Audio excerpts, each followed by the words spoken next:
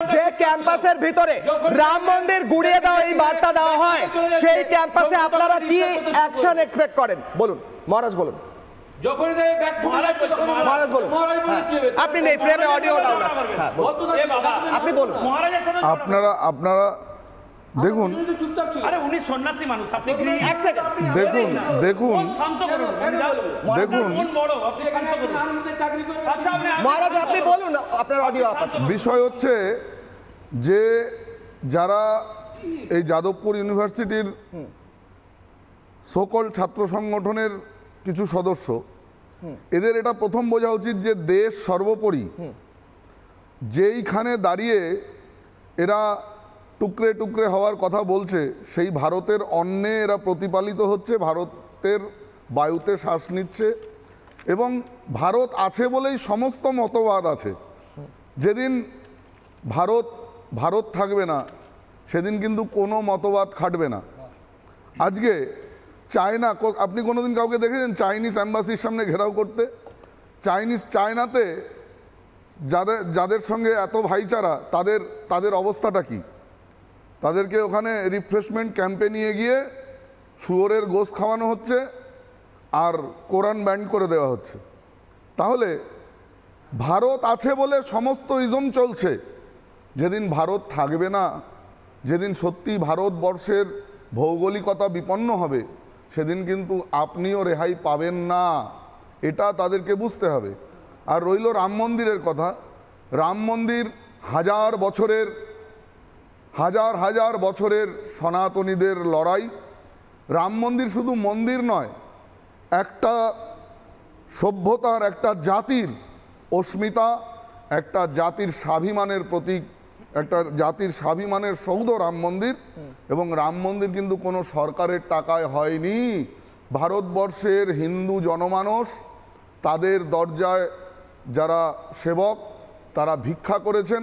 সেই ভিক্ষার টাকায়, সেই নিধি সমর্পণের অর্থে।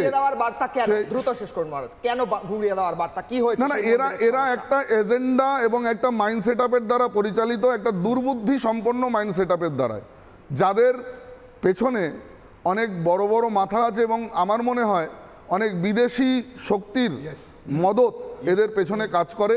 যার জন্য যারা প্রথম পড়তে আসে তখন ছাত্রসুলভ মনোভাব নিয়ে আসে, কিন্তু পরবর্তীতে এদের খপ্পরে পড়ে মিসগাইড হয় বিভিন্ন প্রলোভনের মাধ্যমে, এবং এই প্রলোভন থেকে তারা বেরিয়ে সঠিক ছাত্রসুলভ, বিদ্যার্থী সুলভ কাকচেষ্টা বকধ্যানম শূন্য নিদ্রা তথৈবচ স্বল্পাহারী মিষ্টভাষী বিদ্যার্থী পঞ্চলক্ষণ। এদের মধ্যে কোনো সেই লক্ষণগুলোই নেই। এরা আদৌ সত্যিকারের বিদ্যার্থী কিনা আমার যথেষ্ট সন্দেহ। আমি প্রত্যেককে 30 সেকেন্ড করে সময় দিচ্ছি, আপনাকে 30 সেকেন্ড সময় দিচ্ছি। মণিশঙ্করকে 30 সেকেন্ড প্রত্যেককে দেব। আমার প্রশ্ন হচ্ছে আপনারা ব্যবস্থা নেন না কেন? বলুন। 30 সেকেন্ড ব্যবস্থা নেন। আপনারাই তো রাজ্য সরকারের কোনো ভূমিকা নেই এখানে। বলুন 30 সেকেন্ড। আমি বলছি যে যদি সভ্য ভালো করে জানে, যদি এক ছাত্ররা যেটা করছে সেটা তো ক্রিটিসিজম করছে, ও করছে, আমিও করছি, সবাই করছে, এবং সারা রাজ্য, সারা ভারতবর্ষের লোক করছে, কর্নেল সাহেবও করছে। কিন্তু আমি বলছি যে উক্তিগুলোর মধ্যে দেশের সার্বভৌমত্ব নষ্ট হবে, সেগুলো পুরোপুরিতে একটা ভারতবর্ষের সার্বভৌমত্ব নষ্ট করার উক্তি, সেগুলোতে স্টেপ কে নেবে? সেন্ট্রাল গভর্নমেন্ট নেবে না? সেন্ট্রাল গভর্নমেন্ট কে নেবে? আমি বলছি যে সেন্ট্রাল গভর্নমেন্টের কি ভূমিকা, যখন মনে করছে যে আজাদ কাশ্মীর টুকরে টুকরে গ্যাং একটা দেশকে ভাগ করার একটা চক্রান্ত হচ্ছে, সেটা স্টেট সাবজেক্ট নয়, সেটা স্টেট সাবজেক্ট নয়, সেন্ট্রাল সাবজেক্ট। তারা কি করছে? টিভিতে বললে হবে, টিভিতে বললে হবে। কর্নেল স্যারের কাছে আসবো। Colonel sir 30 second.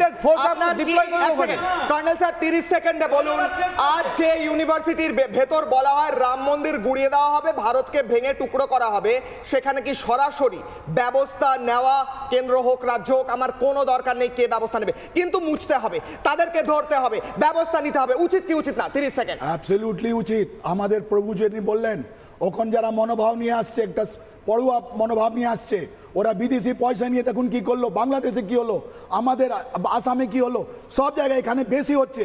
আমাদের পড়ুয়াদের দরকার ছিল এখানে শিল্প নিয়ে, এখানে চর্চা করে, সাহিত্য নিয়ে, এখানে সায়েন্স নিয়ে, স্পেস নিয়ে, নিউক্লিয়ার নিয়ে। আমাদের পশ্চিমবঙ্গ সব জায়গায় প্রথম ছিল, আছে আর থাকবে। কিন্তু এরকম করলে আমরা কোনোদিন কোনো জায়গায় বাড়তে পারবো না। আমরা চাই যে আমাদের ভাই বোন যারা আছেন পশ্চিমবঙ্গে, ওরা আমার সময় একদম কম, আমি 10 সেকেন্ড করে দিতে পারবো। মানবাবু 10 সেকেন্ড। আপনারা কবে বিরোধিতা করবেন এই দেশদ্রোহিতা? প্রশ্নটা পাল্টে গেলে এটা খুব দুর্ভাগ্যজনক। আমি একটা ছোট্ট কথা বলে রাখি যে সাধুবাবু যে নিয়ে আছেন উনি নিশ্চয়ই সুন্দরভাবে বলেছেন, সরাইঘাট থেকে রামপুর পর্যন্ত রাম মন্দিরে যাওয়ার রাস্তায় 600টা হিন্দুদের মন্দির পর্যন্ত ঘুরিয়ে দেওয়া হয়েছে, হাজার হাজার বাড়ি ভাঙা হয়েছে। সেই ক্ষেত্রে কেন কোনো রকমের প্রতিবাদ করেনি? আর 2 নম্বর কথা হলো যাদবপুরের কথা যারা বলছে না, এই যাদবপুরে হাজার হাজার ছেলেমেয়ে শেষ কমেন্ট আমার সময় আপনি বলুন, অডিও টাইম আছে। এটা কারা জানতে চাইছেন? আমার মনে হচ্ছে যে রাম মন্দির ভাঙার যে অপচেষ্টা যাদবপুরে কেউ কেউ শুরু করেছেন, তাদের পেছনে সিপিএম মাওমাকুর সরাসরি হাত রয়েছে। সিপিএম দায়িত্ব নিয়ে সব করছে। সিপিএম কে বলবো আরএসএস বিজেপি কে অ্যাটাক করার চেষ্টা করে। সময় শেষ। আমার প্রশ্ন হচ্ছে যেটা স্টেট ইউনিভার্সিটি সেখানে যদি রাজ্য সরকার ব্যবস্থা না নিতে পারে তাহলে পুরোটাই কেন্দ্রের হাতে তুলে দিক, গোটা ইউনিভার্সিটিটা কেন্দ্রের হাতে তুলে দিক। যদি রাজ্য সরকার, যে স্টেট ইউনিভার্সিটি রাজ্য সরকার চালায়, সেখানে যদি ব্যবস্থা না নিতে পারে গোটা ইউনিভার্সিটিটা তুলে দিক কেন্দ্রের হাতে, তুলে দিয়ে বলুক আমরা পারছি না, আমাদের পুলিশ পারছে না, আমাদের জঙ্গিরা ঘিরে ধরেছে, জঙ্গিরা ভরে উঠেছে গোটা ইউনিভার্সিটিতে, আমরা অপারগ, আমরা পারি না, আমাদের পুলিশ পারে না, ইন্টেলিজেন্স পারে না, সরকার পারে না, কেন্দ্র করুক, তুলে দিক কেন্দ্রের হাতে, দেখবো কত সাহস। আজ সেটিং তত্ত্ব যেটা ছিল আরো দিন দিন স্পষ্ট হচ্ছে, কিন্তু যতই সেটিং হোক, দেশ বিরোধী সেটিং যেখানে হয় সেই সেটিং এর বিরুদ্ধে দেশের মানুষের ঐক্য থাকে, দেশের মানুষের জোট থাকে, দেশপ্রেমিক মানুষের জোট থাকে। আর যারা রাম মন্দির ভাঙার কিংবা দেশ ভাঙার কথা বলছেন, তাদের এই দেশের দেশপ্রেমিক মানুষ ছেড়ে কথা বলবে না। কিশলয়ের অগ্নিবাণ আজ এই পর্যন্তই, কিছু ছোট্ট বিরতি পর দেখতে থাকুন রিপাবলিক বাংলা।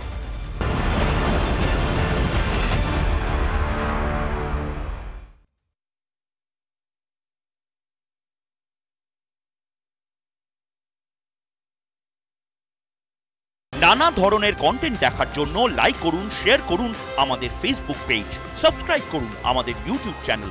পাশাপাশি অন্যান্য ব্রেকিং নিউজের জন্য অবশ্যই চোখ রাখুন রিপাবলিক বাংলায়।